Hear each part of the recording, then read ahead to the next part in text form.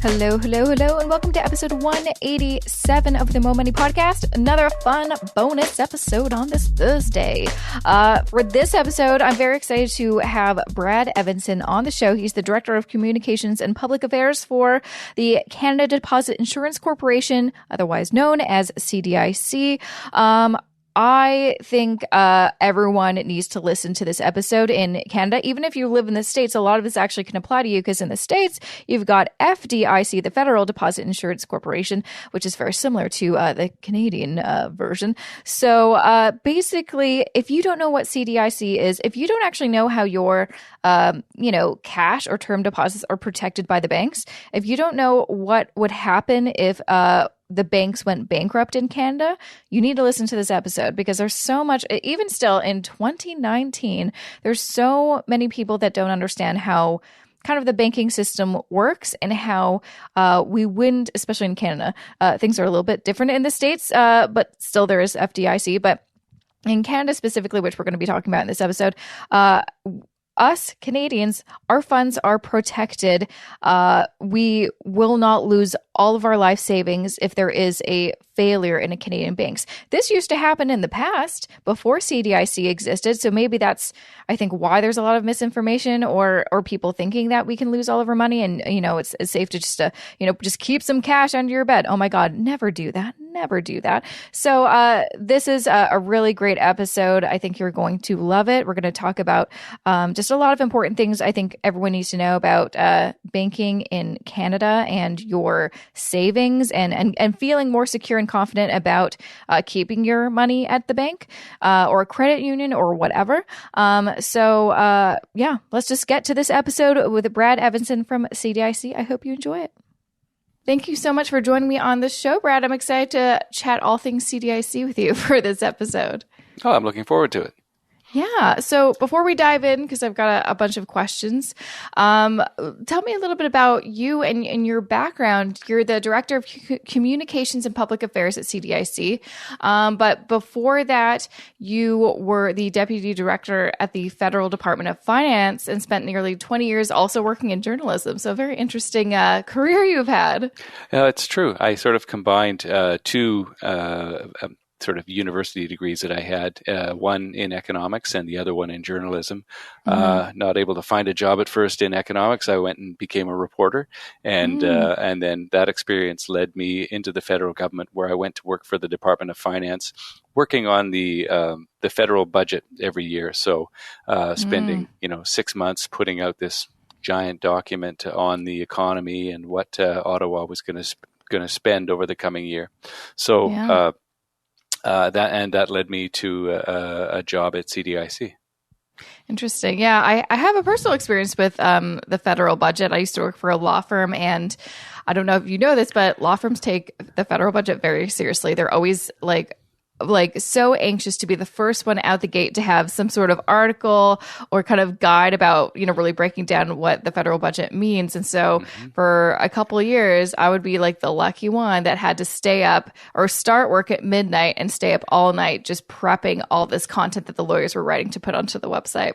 And we called the federal budget FedBud. And I'm not sure if anyone else did, but FedBud was a thing at this law firm. It was a big deal every year. Well, for the moment you started that shift was when I stopped my shift. So for you went to bed and I started. 5 months, FedBud was all that I had on my mind, and probably I had written 27 versions of it by the time it was tabled in the House of Commons. Yeah, that sounds really difficult. I feel sorry. Like that. That sounds tough, but important stuff. So now you're with CDIC. I guess that's, you have a lot of kind of experience, I guess, with the journalism and working with the Department of Finance. What's your kind of role with CDIC now?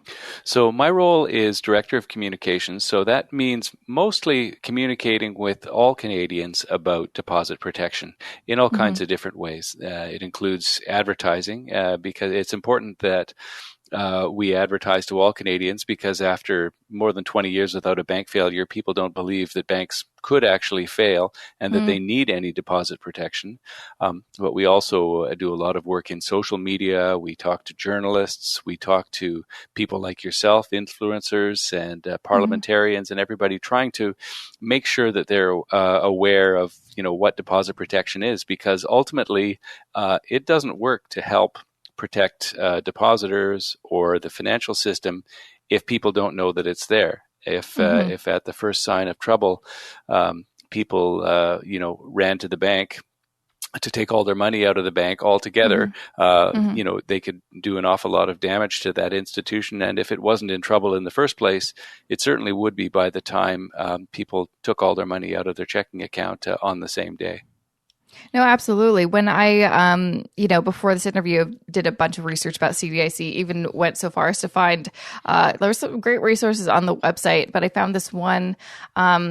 It was like an ebook, basically, that if anyone really wants to read it, I'll include in the show notes, but it's like a very detailed historical account of how Canada was before CDIC, and then, why it was put into place and kind of what its role is. It's like the most detailed thing I've ever read about CDIC, but it's very, very fascinating. And what I think a lot of people, like you mentioned, like a lot of people don't know it exists. Which is sort of a good thing, because it just means like we feel safe and comfortable with our banks. But I think it's important for people to know. It's interesting learning about, kind of what Canada was like and the banking system was like before CDIC. Do you want to kind of talk a little bit about why CDIC was put in place because of some of the things that happened before it existed? Well, Canada has in fact, Canada's the very first crisis that Canada's very first government had to confront, more than 100 and how many more years ago now, was the prospect of a bank failure. And within the cabinet, the finance minister wanted to bail out this bank because he didn't want it to fail. But the rest of the new government, most of them, who hadn't been in their jobs, even a couple of weeks yet, didn't want to do that. It was a big battle, and ultimately our first finance minister resigned in anger because the government elected not to bail out this bank. So bank runs and bank failures were a thing in Canada. They happened quite often, and going through the the Depression years and after the Second World War, it was not uncommon for trust companies or banks to become insolvent. And beginning in the 1960s, the government began taking a very careful look at this and decided that it had to follow the lead that the United States took some years back before then, and said, we need a deposit insurance scheme that will give Canadians some assurance that in the event the bank fails, that they're not going to lose all their money. They recognize that ordinary Canadians, don't scour the stock pages and, try to figure out if the bank that they're banking at is safe and if it's on, good solid ground every day. They said, look, the government is going to set up this corporation that will do that for them. It'll keep a close watch on the banks, and most importantly, it will give Canadians assurance that they can safely save their money and not have to worry about it when they read something in the headlines. Yeah, I think we're kind of lucky.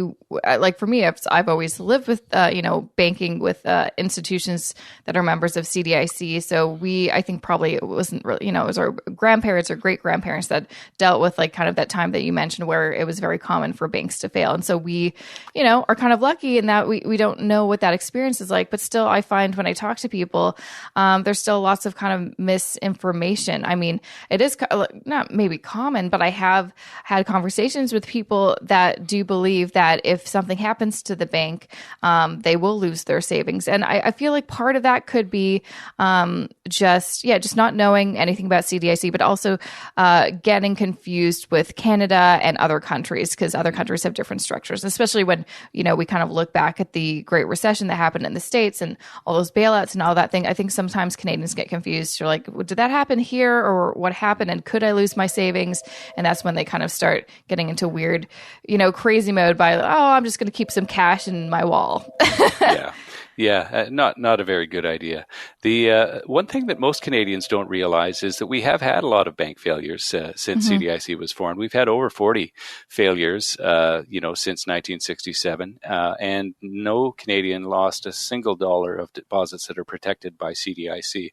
So maybe. First of Mm-hmm. all, because the last one happened in the 90s, it was too long ago to remember, but Mm-hmm. it amounted to a lot of money, and millions of Canadians are the beneficiaries of CDIC protection that they either got, if the bank closed, they received their money by check from CDIC, or Mm-hmm. when the bank was on the brink of failure, we arranged for it to be sold to another bank, and the customers probably didn't notice anything happening at all, but Mm-hmm. it was a way that we protected them as we're meant to do. Mm-hmm. But it's funny what you say about the events that happened Mm-hmm. in the United States during the last global crisis. And it was something that really opened our eyes here at CDIC. We had just assumed that because most Canadians are protected, they'll know they're safe and everything will be Mm-hmm. fine. But during that crisis, there was a bank run in the United Kingdom on a bank called Northern Rock Bank. Do you want to And explain quickly what a bank run is, just in case a someone bank doesn't know what run that is means? what happens if you've ever seen A Wonderful Life, or if you've seen Mary Yes. Poppins. A rumor gets out there that there's something wrong with this bank, and in the age of social media, rumors really travel. Mm-hmm. Bad news gets out quick, and people say, you know what, I better get my money out of there, because better safe than sorry, and Mm-hmm. and I'll go to the ATM, or I'll go to the bank, and I'll clean up my checking account. And when everybody does that at the same time, first of all, that can make an awful dent in the bank's liquid assets, or what they Mm-hmm. have on hand at any one time. But people see lineups on television, they start getting worried, they phone their Mm-hmm. friends, everybody ends up in that lineup. And as I say, if that bank was in a hint of trouble before, it's definitely in a lot of trouble now. And Mm-hmm. just like in Mary Poppins, the bank Mm-hmm. collapses. So in the United Kingdom, they had not had a bank run before 2008 in 150 years. Wow. But there was a report on the BBC, the British Broadcasting Corporation, Mm-hmm. that said this particular bank, Northern Rock, is running out of money. They have to go to the central bank and get some more money. They're in a bit of trouble. That was enough to trigger a crisis, and within 24 hours, that bank was teetering on the brink of failure, because thousands of people lined up in the streets and took all their money out of the bank. And one of the things that, in the years that followed, and the public inquiries into the situation that was discovered, was not that they didn't have deposit protection in the UK, because they had a form of deposit protection, but that nobody knew what it was. Mm-hmm. And people would say, well, how can I trust what I don't know about? So when Right. we looked at our own operations here in Canada, we thought, we need to make sure that not only that people are protected, but they know about it, or else deposit protection isn't going to work for anybody. Mm-hmm. Absolutely. And so just to kind of in short, in a very simple way, Mm-hmm. CDIC works in that it is basically insurance that these banks have to be that have to pay into, Mm-hmm. and are members of, and it's the kind of banking customers that are protected by it. Is that kind of how it works? Right. So banks, we have 82 member banks. People are familiar with the big 6 Mm-hmm. banks, like the Bank of Montreal and RBC, but there are many others, and they pay to be members of CDIC. In fact, you can't have a banking license in Canada unless you're a member of CDIC. That's Mm-hmm. part of being in the business, and they pay premiums to us, so that in the event one of them should fail, we would ensure that the depositors get all their money back. Or in many cases, that the depositors might not even notice that their bank had been purchased by another bank. Mm-hmm. So because we would help out with that.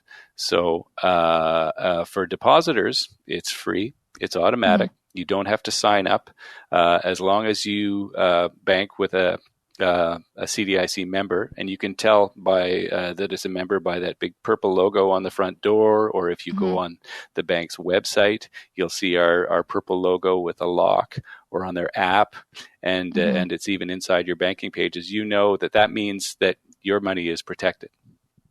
So you mentioned that in order to basically be a bank in Canada, you have to be a member of CDIC. Are there any kind of financial institutions in the country that are not members that people should know about? Or? There are other financial institutions where you can save your money in Canada, for example, credit unions. And that's not to say that they are your money is not protected there. Each province has its own deposit protection scheme. And so deposits in credit unions are protected, but individually by each separate province, whereas CDIC is a national scheme. So if you're a bank that wants to operate in more than one province, you have to be a member of CDIC. Okay, so is there basically no way that you could, deposit cash at some sort of financial institution in the country and not be protected by either the province or CDIC? That's right. For if you're a credit union or a bank or a trust company, one way or another, you are protected by some level of government. Okay, well, that should be comforting to people, I think. But I think the one thing that, that is very simple, I think, to understand at this point. But I think that the complicated part is when we get into kind of the minutia of how it actually works. Because, on the CDIC website, there's a lot of different categories. So do we want to talk a little bit about how much you're actually protected? I think lots of people could probably tell you, oh, I know I'm protected for, I think, $100,000 or something like that. But that's kind of all they know. But there's a lot of different categories, and it's per institution. Do you want to kind of touch on some of the most important things there? The way I think of it is that CDIC protects your savings kind of wherever you're at in life. I'll just use this as an example. Let's say you start out, you get your first bank account, it's in your own name. That money that is in that one account is protected up to $100,000.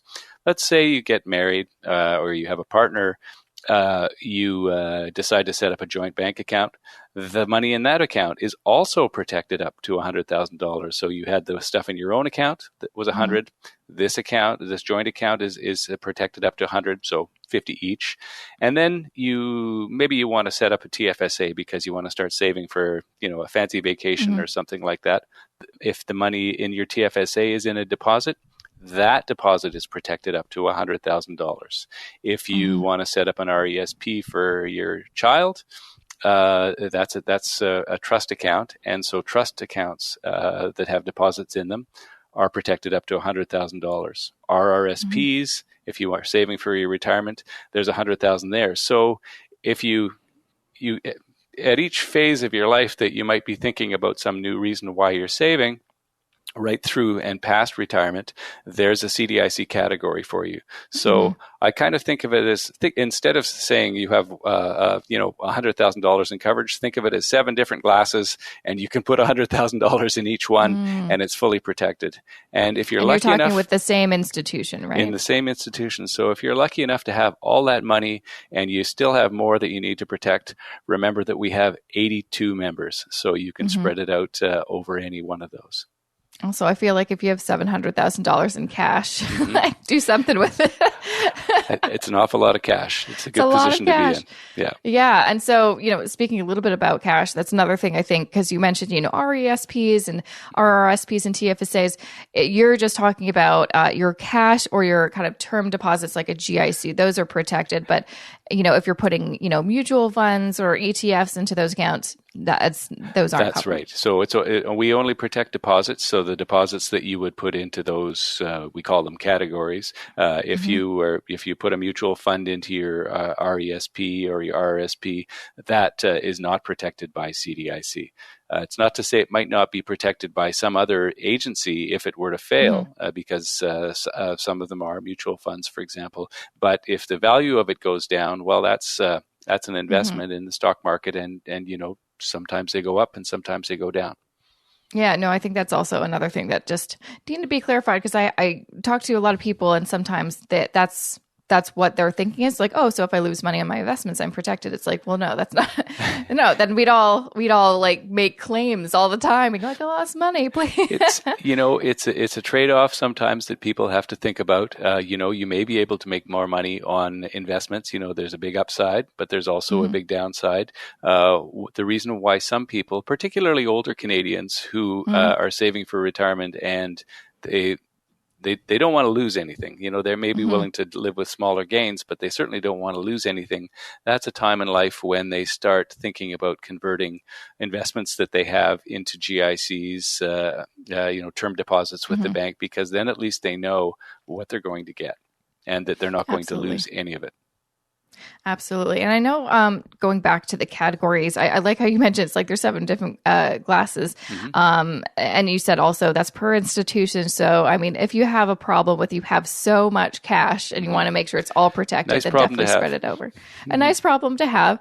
But I know there is I'll link to it in the show notes, but I know there is an area in your website that you can, I think, input some of your details about your banks and how much money you have in those accounts. It'll tell you whether all of that or a part of that is protected, which I found very useful. Yeah, it's a very handy tool. It's a deposit insurance estimator. It's built to be simple. You don't have to know very much. You don't have to know your finances in detail. You just need to know how much you bank or where you bank, how much you've got approximately. It won't ask you like to the dollar. You don't have to put that in. It'll ask you if it's, is it a savings account, checking account? What is it? And then it'll give you a cue for, what category it might be. And that's an area where you might not think of it, because that's kind of more of a CDIC thing than an ordinary Canadian thing. They don't think, I've invested my money in a joint account or something like that. But the categories are there, so you can look at it, and it's not too hard to figure out that, this is a joint account with my spouse, or yes, I put this in an RRSP, and then it'll calculate it for you. And if you use it once, you'll understand deposit protection. It's a learning tool as well as a calculator.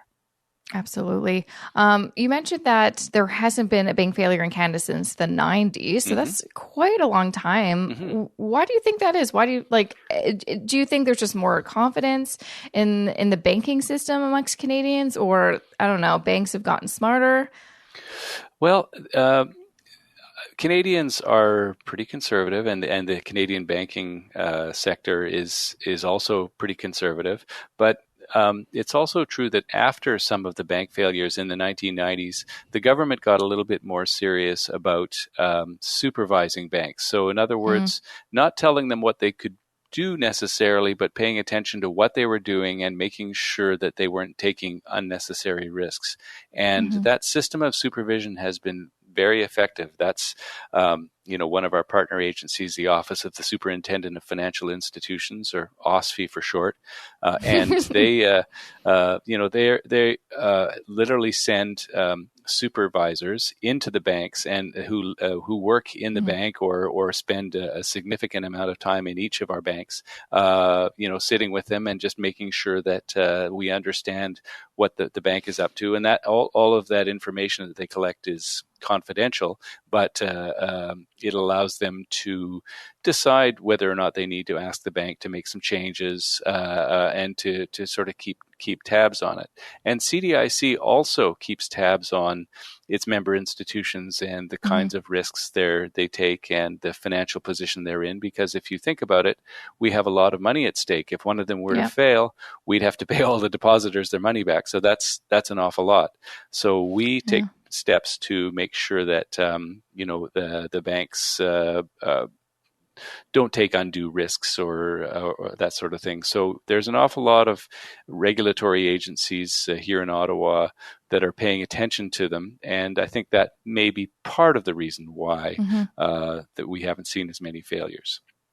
Yeah, no, definitely. I think that's important. And I think most people have no idea that that's what goes on. You always got to hope that that's what's going on, because you're like, who's actually paying attention to these banks? Are they just kind of doing whatever they want, or, is people paying attention? Yeah.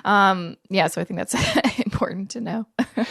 It's in some ways, if you think about it, as I do, you think about fire insurance. You know, if you have fire insurance, then maybe you feel safe. But if the firemen are just sitting around the firehouse, the firefighters rather, just playing cards and waiting for the alarm to ring so that the fire is well and truly burning by the time they get there, well, maybe you'll get your money back. Maybe you'll get a new house someday. But it's not going to be a great situation. Whereas if the firefighters were patrolling the streets and the first time a smoke alarm goes off because there's a pot on the stove and they come in and they take care of it right away, well, then that's a better situation because, perhaps the bank didn't fail, or perhaps, we arranged the sale of that bank to another one to protect the depositors. So you don't send them a check in the mail, but I think that they're happier in the end if they if their banking isn't affected at all. Absolutely. And, since there hasn't been a failure since the 90s, so, I think a lot of us are, have never experienced that or never seen that happen. But if something like that does happen in the future, which you never know, is there ever a chance the CDIC won't be able to, afford it? I this could happen, but what is the likelihood of basically, even though CDIC is here to protect Canadians, what if something happens, like several big bank failures happen all at the same time? Is there a likelihood of, not actually having enough funds in the reserves? Well, it's important to sort of distinguish between how we would handle certain kinds of failures. For example, if a small bank were to fail, it might close and we would reimburse all the depositors and then we would pursue our losses, or we would, go to court to get our money back from the estate of that small bank. But if we're talking about a very large bank, those banks have to keep extra money as a buffer against failure. So if a very large bank were to get into trouble, the first thing that would happen is the shareholders would lose all their money, because if you think of a business, the owners are the shareholders. So they're the ones who should lose their money first, not the depositors. But those large banks are also required to keep very large blocks of funds in place in the form of bonds that are called bail-in bonds. And if a bank were to get into very serious trouble, these funds would be bailed in, and in other words, they would become part of the bank's funding. And so it's a huge extra buffer that would prevent the bank from going out of business or becoming insolvent. But CDIC would then be in charge of that institution, having taken control of it. We would restructure the bank and basically fix the problems that it had that led to its failure, and then sell it back to the private sector. And depositors would not be affected, so their funds would not be touched, and their debit cards would continue to work. To buy purchases, their financial services would not be affected. So that's called resolution, which is a little bit different way of making sure that depositors are protected. So we have a whole bunch of tools that we can use to make sure that we protect depositors. And they work in different ways, but it kind of depends on the size of the bank and what its circumstances are. Absolutely. And I feel like, too, one thing I do hear when I am talking to others about, all the different types of banks and credit unions, some people do have more confidence in the bigger banks because they feel like, well, they're bigger, they have more money. So I feel like that's less likely to happen, whereas the smaller ones, that could happen. But I think you've kind of clarified that, whether your bank somewhere small or big, there's always some form of protection. So that shouldn't be, the main reason you decide to bank with somebody. If you look back at, at the last financial crisis, some of the largest banks in the world approached failure or did fail. And that was a big reason why we've done an awful lot of policy development here. And for example, the bail-in bonds that I described that are now in place, that was all part of the kind of the aftermath of the financial crisis. Even though Canada didn't have failures here, we weren't blind to some of the shortcomings that we have and that were seen elsewhere in the world. And we worked with other resolution authorities, we call them, or other deposit insurers around the world to develop tools that would work in circumstances like that in the future. Great. That's great. And yeah, if anyone's listening, not from Canada, do some research to make sure your country has some sort of security. I know in the States there is FDIC, and I'm sure other countries, like you mentioned, have other kind of forms of security. But it's just good to do your research, and so you can have these answers instead of just believe whoever's on the street telling you, oh, it's always good to have a bit of cash at home. It's like, no, not necessary in this day and age, I think. Probably not necessary in this day and age, especially when it's very easy to use, debit cards and phones. There's all kinds of ways now to pay that don't involve cash because cash in your pocket doesn't earn interest. Exactly. And I think that's a great place to leave it. Thank you so much, Brad, for joining me and sharing all your knowledge about CDIC. I really highly recommend everyone check out the website. There's some really great and easy to read and easy to navigate resources. So thank you again for joining me on the show. I really appreciate it. Thank you. I really enjoyed it. And that was episode 187 of the Mo Money Podcast with Brad Evenson from CDIC. Make sure to, if you want to learn more and not just learn more about CDIC, but actually check out that calculator we talked about, or if you want to get real nerdy, check out that ebook that I was talking about that I read, all about just kind of the history of banking and bank failures and all that kind of stuff. It can all be found on cdic.ca. But of course, I will link to all the things that I mentioned in my show notes for this episode. So that could be found at jessicamorehouse.com/187. Other exciting things that I want to mention in case you missed yesterday's episode, which I feel like you should check out. But so a couple things. Coming up very soon, I'm going to be hosting a Twitter chat for Fraud Prevention Month with FSCO, the Financial Services Commission of Ontario, if you don't know what that is. You may actually remember FSCO because it's like, honestly, surprisingly, one of my top downloaded episodes was the one I did, episode 180. It was my last episode of season 7. It was the live recording of my Millennial Money Meetup back in the fall, and it was sponsored by FSCO, and we talked all about pensions and investing, and retirement planning. So you're definitely going to want to check that out if you haven't.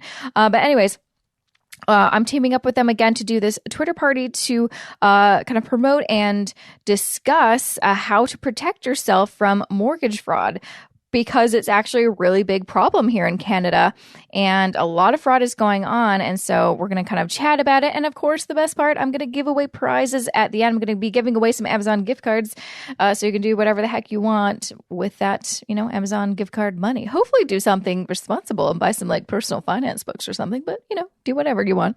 So anyways, you can find more information in the show notes or go to jessicamorehouse.com/Twitter party and find more information there.